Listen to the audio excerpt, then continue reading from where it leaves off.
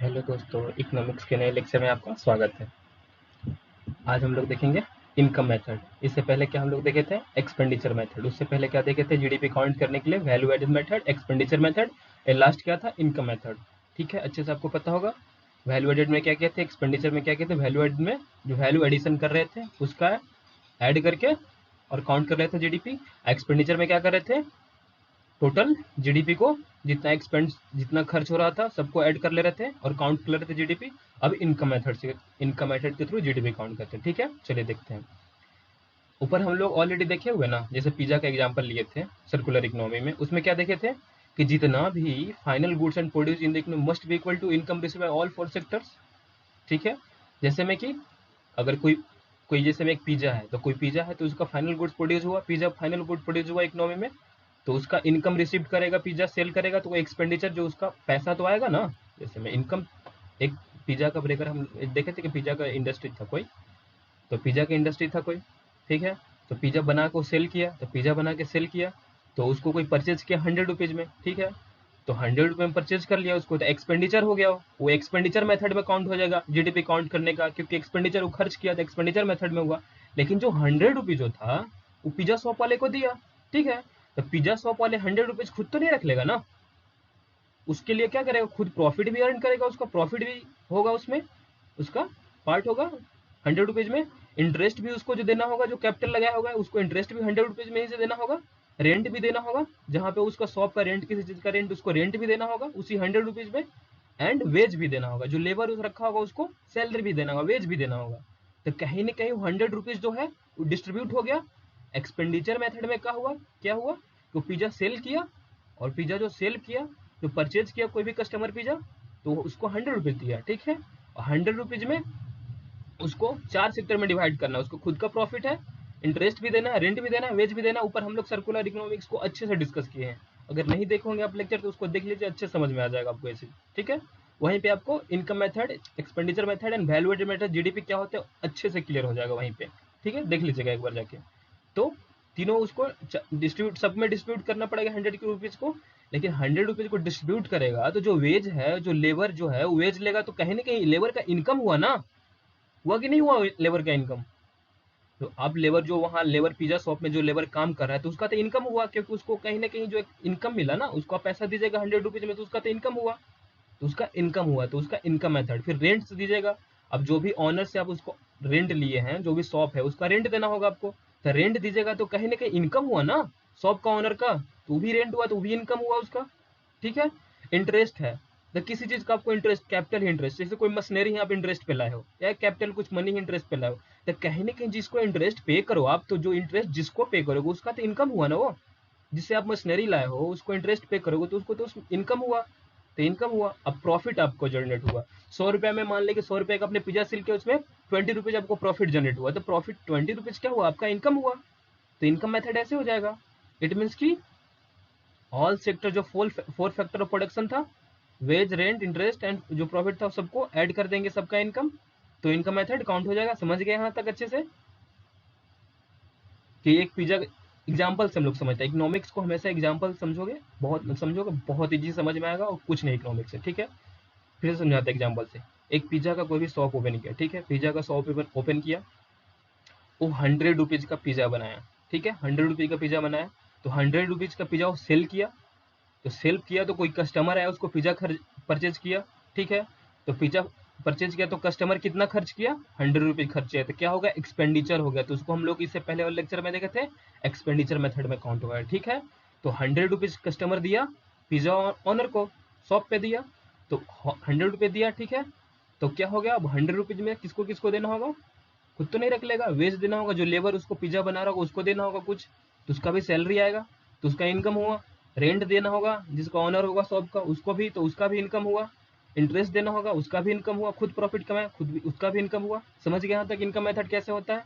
ठीक है, एग्जाम्पल के थ्रू, कि 100 रुपीज का पिज्जा सेल किया तो सबको डिस्ट्रीब्यूट कर देगा, तो उसका इनकम निकल जाएगा, सबका लेबर का भी इनकम हो जाएगा, रेंट जो देगा उसका शॉप वाला का भी इनकम हो जाएगा, इंटरेस्ट जो है कहीं से कैपिटल लिया होगा उसका भी इनकम हो जाएगा, प्रॉफिट जो खुद कमाएगा पिज्जा का ओनर उसका भी इनकम होगा। ठीक है, तो सबको अगर ऐड कर देंगे हम, तो क्या निकल जाएगा? इनकम मेथड से जीडीपी निकल जाएगा। ठीक है, चलिए आगे देखते हैं फिर इसको।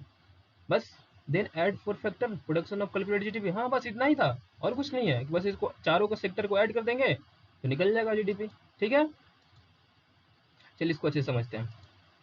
एंटरप्रेन्योरशिप है, 4 सेक्टर में क्या आएगा, एंटरप्रेन्योरशिप जो पिज्जा का शॉप खोला है। इकोनॉमिक्स को एग्जाम्पल के थ्रू ऐसा समझो कि मतलब कभी दिमाग से उतरे ना हो। ठीक है, तो फिर से एंटरप्रेन्योरशिप है, कोई भी पिज्जा बर्गर का ही शॉप है। ठीक है, तो बर्गर का शॉप है, एंटरप्रेन्योरशिप है। ठीक है, फिर वो लेबर कहीं से हायर करेगा तो लेबर को भी पैसा देना पड़ेगा। फिर कैपिटल हो गया, कैपिटल को भी देना पड़ेगा कहीं से, वो कैपिटल से कहीं से, जैसे मैं और बर्गर बनाने के लिए, उसको इंटरेस्ट में कुछ पैसा चाहिए तो बैंक से लोन लेगा, तो कहीं ना कहीं कैपिटल ही हुआ ना पैसा जो लाया बैंक से। तो कहीं ना कहीं जो बैंक से पैसा लाया तो कैपिटल हो गया, तो उसको तो इंटरेस्ट बैंक को पे करना पड़ेगा बाद में, तो कैपिटल हो गया। और नेचुरल रिसोर्स में रॉ मटेरियल है, कुछ भी है जो नेचुरल रिसोर्स का क्या हम लोग इससे पहले देखे थे लेक्चर में कि नेचुरल रिसोर्स जो होता है जिसको मैनमेड के द्वारा नहीं बनाया जा सके उसको कहते हैं नेचुरल रिसोर्स। जैसे लैंड हो गया, तो कहीं लैंड पे ही तो पिज्जा का दुकान खोलेगा, आसमान में तो नहीं ना खोलेगा, लैंड पे ही खोलेगा। तो नेचुरल रिसोर्स हो गया। वाटर यूज करेगा, एसिड तो डाल के पिज्जा बनाएगा नहीं, वाटर ही डालेगा उसमें, तो नेचुरल रिसोर्स का यूज कर रहा है वो। ठीक है, तो तीनों को अगर उसको तीनों को कहीं ना कहीं अब लैंड है तो किसी का लैंड का रेंट ही देना पड़ेगा, तो नेचुरल रिसोर्स तीनों को ऐड कर देंगे इनकम को, तो क्या हो जाएगा, निकल जाएगा उसका इनकम मेथड से जीडीपी। ठीक है, क्या कह रहे हैं ना कि this is follows from the simple idea that revenue earned by all the firms put together must be distributed those who has contribute in the production process, which are basically the 4 factors of production: entrepreneurship, labor, capital and natural resource। हम लोग ऊपर से तब से तो ये discuss कर रहे हैं, जो अभी ये कह रहा है कि जैसे मैं बर्गर शॉप था, पिज्जा शॉप था, तो पिज्जा बनाने में उसको क्या था, लेबर का कंट्रीब्यूशन था, कैपिटल का कंट्रीब्यूशन था, नेचुरल रिसोर्स का कैपिटल था, कंट्रीब्यूशन था। और वही पिज्जा को सेल किया, जैसे बर्गर का सेल किया, तो बर्गर का अगर 100 रुपये का बर्गर सेल किया तो 100 रुपये में क्या हो जाएगा, डिस्ट्रीब्यूट करेगा those who contribute the production process. तो डिस्ट्रीब्यूट किस में करेगा, लेबर में, इसका कंट्रीब्यूशन है, इसका कंट्रीब्यूशन हो जाएगा, क्या हो जाएगा, प्रोडक्शन प्रोसेस में इसका कंट्रीब्यूशन है, कैपिटल का भी कंट्रीब्यूशन है, नेचुरल रिसोर्स का भी कंट्रीब्यूशन है, तो सबको डिस्ट्रीब्यूट कर देगा। और सबको डिस्ट्रीब्यूट कर देगा तो हम उसको ऐड कर देंगे, इसका भी इनकम हो गया, लेबर को भी इनकम हो गया, जिससे इंटरेस्ट लेके पैसा लाया था उसका भी इनकम हो गया, और नेचुरल रिसोर्स जिसका लैंड पे वो शॉप किया तो उसका भी इनकम हो गया। तो सबका इनकम हो गया, तो सबको ऐड कर देंगे तो क्या निकल जाएगा, इनकम मेथड ऑफ जीडीपी। बहुत ईजी है, समझ में आ गया होगा। चलिए ठीक है, चलिए उसको फार्मूला के वेज में देख लेते हैं। जैसे ऊपर हम लोग सबको ऐड कर रहे थे ना फॉर्म्स का, वो तो एग्जाम्पल से देख रहे थे हम लोग कि कोई भी फॉर्म्स बना रहा था उसको एक्सपेंड करता है, सब में उसका अपना जितना भी सेल किया उसको डिस्ट्रीब्यूट कर दे रहा था, खुद का प्रॉफिट, लेबर का सैलरी, रेंट दे रहा था, इंटरेस्ट दे रहा था, सबको डिस्ट्रीब्यूट कर दे रहा था। ठीक है, लेकिन उसको फार्मूला के वेज में देख लेते, तो एग्जाम्पल के उस एग्जाम्पल से देखें, अब उसको फार्मूला से देखते हैं। ठीक है, जीडीपी इज इक्वल टू क्या कह रहा है, profit earn by all forms. Profit earn by all forms क्या हो जाएगा, जैसे में कोई पिज्जा का फॉर्म्स है, कोई बर्गर का फॉर्म्स है, कोई किसी और चीज़ का फॉर्म्स है, इंडस्ट्री है, तो जिस उस इंडस्ट्री में जितना भी, जैसे टाटा ही है, टाटा का स्टील को हो गया, स्टील का इंडस्ट्री, ठीक है, तो जो इंडस्ट्री है तो जितना भी प्रॉफिट अर्न करेगी उसको फॉर्म, तो कहीं ना कहीं टाटा को तो इनकम हुआ ना जितना प्रॉफिट अर्न करेगी, तो profit earn by all form, जितना भी फॉर्म्स है सबका प्रॉफिट अर्न कर लेंगे। ठीक है, तो अर्न अर्न करने का जितना जितना भी प्रॉफिट कमाएगा उसका ऑल फॉर्म्स को उसको ऐड करेंगे। ठीक है, टाटा कोई भी इंडस्ट्री है, तो कोई भी इंडस्ट्री तो प्रॉफिट कमाएगी तो उसका तो कहीं ना कहीं इनकम ही हुआ ना इंडस्ट्री का ओनर को, तो उसको ऑन थी उसको ऐड कर लेंगे। प्लस में interest receive by all the capital deployed, जो इंटरेस्ट है जो रिसीव, जैसे इंटरेस्ट रिसीव किया था ऑल द कैपिटल डिप्लॉयड, जो मशीनरी था चाहे कुछ और था, कैपिटल में मनी इन्वेस्ट कर रहा था, कुछ और बैंक से लोन लेके कोई इंडस्ट्री खोलता है, कुछ भी तो इंटरेस्ट कहीं ना पे करना पड़ेगा, तो बैंक वाला को इनकम तो होगा ना। जैसे इफ कोई फॉर्म वाला है, उसको इंडस्ट्री लगाना था कोई, तो इंडस्ट्री लगाना था तो उसको कैपिटल चाहिए, कैपिटल में उसको पैसा पहले चाहिए था, पैसा कहाँ से आएगा, उसको बैंक से लोन लेगा, बैंक से लोन लेगा तो बैंक को क्या मिलेगा, इंटरेस्ट लेगा, तो बैंक वाला को इंटरेस्ट पे करेगा, तो बैंक वाला का इनकम हुआ ना। अगर 100 रुपीज का कोई फॉर्म सामान बेचता है, इंडस्ट्री सामान बेचता है, ठीक है, तो 100 रुपये का सामान बेचता है तो उसको 20 रुपये अगर इंटरेस्ट पे करना है तो उसको पर मंथ अगर बैंक वाला को 20 रुपीज इनकम हुआ कि नहीं हुआ, तो interest receive by all capital employees, जितना भी कैपिटल है हम लोग मनी के ले रहे हैं, मशीनरी हो गया, कोई भी चीज हो गया, हर एक कैपिटल जो डिप्लॉयड है एक फॉर्म में उसका इंटरेस्ट देना ही पे करना ही पड़ेगा। ठीक है, उसको ऐड कर लेंगे। प्लस में rent received form for the all natural resource. ठीक है, अब रेंट जैसे लैंड का रेंट हो गया, कोई कहीं कोई बड़ा इंडस्ट्री जो वाटर यूज कर रही है तो गवर्नमेंट को वाटर का उसको तो रेंट देना पड़ेगा ना, नेचुरल रिसोर्स यूज कर रही है, तो तो हर एक चीज का रेंट का, लैंड का, जो कोई इंडस्ट्री का है, जो तो इंडस्ट्री का कोई है तो इंडस्ट्री ही रेंट पे ली हुई है, उसका ऑनर है तो शॉप ही है तो शॉप को ही रेंट पे लिया हो, तो उसको रेंट को ऐड करना पड़ेगा, तो रेंट रिसीव करेगा, तो कहीं ना कहीं तो जो इंडस्ट्री वाला किसी को तो रेंट पे कर रहा है ना, तो रेंट पे कर रहा है, कोई घर में ही कोई इंडस्ट्री खोला हुआ है तो कहीं घर का जो ऑनर है, हाउस का जो ऑनर है, उसको तो रेंट पे कर रहा है, तो हाउस का ऑनर का तो इनकम हो रहा है ना, तो उसको rent received by rent received from natural resource, ठीक है, प्लस में wage earn by all the labours. कोई भी इंडस्ट्री है तो बिना लेबर्स का तो काम होगा नहीं, अगर इंडस्ट्री है तो लेबर का काम तो बिना लेबर का काम तो होगा ही, उसमें लेबर हर एक इंडस्ट्री में कोई ना कोई छोटा हो या बड़ा हो या कम हो या ज्यादा हो, लेबर तो होता है स्किल्ड हो, अनस्किल्ड हो, सेमी स्किल्ड हो, लेकिन लेबर तो होते ही होते हैं हर एक इंडस्ट्री में, according to industry type of labour होते हैं, ठीक है। अगर हाई हाई क्लास का इंडस्ट्री है कोई, मतलब कोई टेक्निकल इंडस्ट्री, तो उसमें स्किल्ड लेबर होंगे, कोई ऐसा नहीं है तो सेमी स्किल्ड हो गए, अनस्किल्ड लेबर हो, लेकिन लेबर तो होंगे ही ना, तो लेबर होंगे तो लेबर को तो सैलरी मिलेगा ही मिलेगा, तो सैलरी कहाँ से मिलेगा, तो सैलरी मिलेगा तो क्या होगा, पार्ट ऑफ द लेबर का तो इनकम हो गया, ठीक है, तो सब चीज को ऐड कर लेंगे, जीडीपी अब इनकम मेथड अच्छे समझ गया आ गया होगा मेरे अकॉर्डिंग, चलिए ठीक है। तो GDP is equal to final formula क्या हो गया, profit plus interest plus rent plus wage, simple सी बात है, प्रॉफिट जितना प्रॉफिट कमाया, जितना इंटरेस्ट दिया और जितना रेंट दिया और जितना वेजेज है, जितना सैलरी दिया, किसको दिया, लेबर को दिया, उसको अगर सबको सबको इनकम हो रहा है इसमें, तो उसको इनकम को ऐड कर देंगे तो क्या निकल जाएगा, जीडीपी निकल जाएगा, ठीक है, समझ में आएगा, चलिए ठीक है। अब ऊपर हम लोग इसको एक कहते हैं ना कि what is the concept of domestic territory, इसको इकोनॉमिक टेरिटरी कहते हैं। आपके माइंड में आया होगा ऐसा कि जैसे में कि हम लोग का सबका तो एथी कर रहे हैं, जैसे में ऐड कर रहे हैं, लेकिन डोमेस्टिक टेरिटरी जो होता है क्या होता है वो, ठीक है, जैसे में एक्सपेंडिचर मेथड में हम लोग देखे थे, एक्सपेंडिचर मेथड में क्या देखे थे हम लोग कि फॉरेन से एक्सपोर्ट इंपोर्ट कर रहे हैं तो कोई तो लिमिट होगा ना उसका, क्या डोमेस्टिक टेरिटरी होगा, क्या डोमेस्टिक कॉन्सेप्ट है डोमेस्टिक टेरिटरी का, चलिए उसको समझते हैं, ठीक है, चलिए देखते हैं उसको कि क्या डोमेस्टिक टेरिटरी या इकोनॉमिक टेरिटरी का जो है कॉन्सेप्ट है, ठीक है, चलिए इसको देखते हैं, ठीक है, इसको देखते हैं।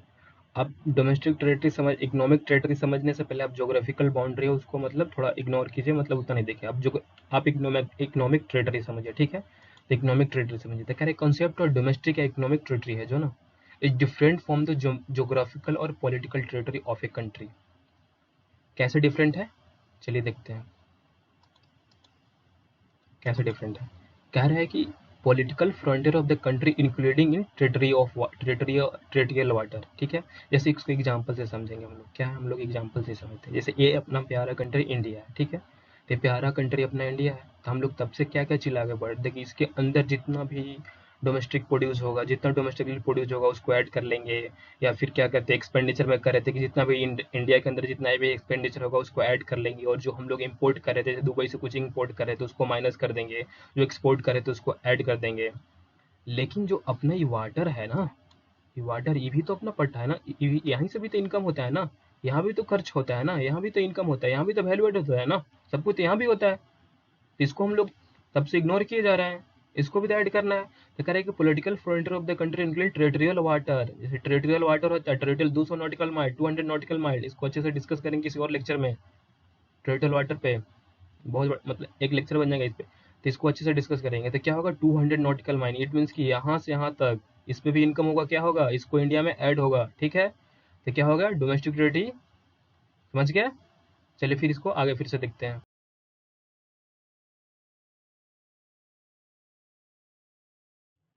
चलिए इसको देखते हैं फिर से, कह रहा है क्या कह रहा है कि fishing vessels, vials, natural gas rings and floating platform, कुछ भी मतलब हम लोग ऊपर तब से ही तो डिस्कस किए ना, ऊपर तो डिस्कस किए कि कोई भी रेसिडेंस कंट्री है, इंटरनेशनल वाटर को भी इंगेज है, तो उसको क्या करेगा, वो भी इंक्लूड हो जाएगा। कोई भी एम्बेसी है, कोई भी मिलिट्री इंस्टेब्लिशमेंट, कोई भी कंट्री का कोई एम्बेसी है, जैसे में कि लेटेस्ट मान के चलिए इसको अच्छे समझते हैं, एक जैसे में कि फिशिंग वेसल्स इट मीन्स कि अगर यहाँ से कोई भी फिशिंग वेसल्स या वाइल वाइल ही अगर मान के लिए चलिए, वाइल हम लोग अगर सऊदी अरेबिया से वाइल मंगाते हैं, तो वाइल मंगा रहे तो वाइल परचेज कर रहे हैं सऊदी अरेबिया से वाइल, तो वाइल परचेज कर रहे हैं तो कहीं ना कहीं पैसा तो इंडिया से जा रहा है सऊदी अरेबिया के पास, तो क्या होगा, माइनस होगा, ठीक है, तो ये सब इकोनॉमिक टेरिटरी इकोनॉमिक्स जोन से आएगा जो भी है, ठीक है, समझे। और एम्बेसी है कंसल्ट्री, जैसे कोई भी एम्बेसी है, कोई यूएसए का एम्बेसी है, यूएसए का एम्बेसी इंडिया में काम आ रही है काम करने, तो कहीं ना कहीं इंडिया में सर्विस दे रही हो, तो इंडिया में सर्विस दे रही है, इंडिया से पैसा जाएगी, लेके जाएगी। लेकिन यही इंडिया का अगर एम्बेसी यूएसए में है, तो वो यूएसए में सर्विस दे रही है, तो वहां से पैसा लाएगी यहाँ, तो क्या होगा, समझ गया? ठीक है। तो ओवरऑल कह रहे हैं कि दस डोमेस्टिक टेरिटरी में भी डिफाइंड, डोमेस्टिक टेरिटरी है उसको डिफाइन करेंगे कैसे, as a political frontier of the country including territory water, ships, aircraft, fishing vessels operated by the residents of the country, embassy and consultant located abroad ETC. समझ गया? ये कैसे define करेंगे हम उसको, टेरिटोरियल वाटर से कोई भी शिप है, कोई भी शिप सर्विस दे रही है वहाँ फॉरेन में या कहीं भी, एयरक्राफ्ट कोई टाटा एयरक्राफ्ट वहाँ अर्न कर रही है, रसिया में ही अर्न कर रही है, यूएसए में भी अर्न कर रही है, तो कहाँ वहाँ से प्रॉफिट अर्न कर रही है। ठीक है। कोई फिशिंग वेसल्स अर्न करनी है कहीं फॉरेन कंट्री तो या इंडिया में, तो वहाँ से प्रॉफिट अर्न करेंगे, उसको ऐड करेंगे। ठीक है। कोई एम्बेसी है, तो यहाँ इंडिया का एम्बेसी कहीं फॉरेन में काम करे, तो वहाँ से प्रॉफिट अर्न कर रही है। ठीक है। तो कोई भी एक बंदा ही है, कोई इंसान ही है जो फॉरेन में काम कर रहा है, सऊदी अरेबिया में काम कर रहा है, तो वहां से प्रॉफिट अर्न करके इंडिया में ला रहा है, तो कहीं ना कहीं उसको जीडीपी में काउंट करेंगे उसको और प्लस करेंगे, और जो इंडिया से पैसा ले जा रहा है सर्विस दे के या अर्न करके उसको माइनस करेंगे। ओवरऑल यही था। चलिए ठीक है, थैंक यू। अगले वीडियो में मिलते हैं, अच्छा लगे तो सब्सक्राइब जरूर कीजिएगा।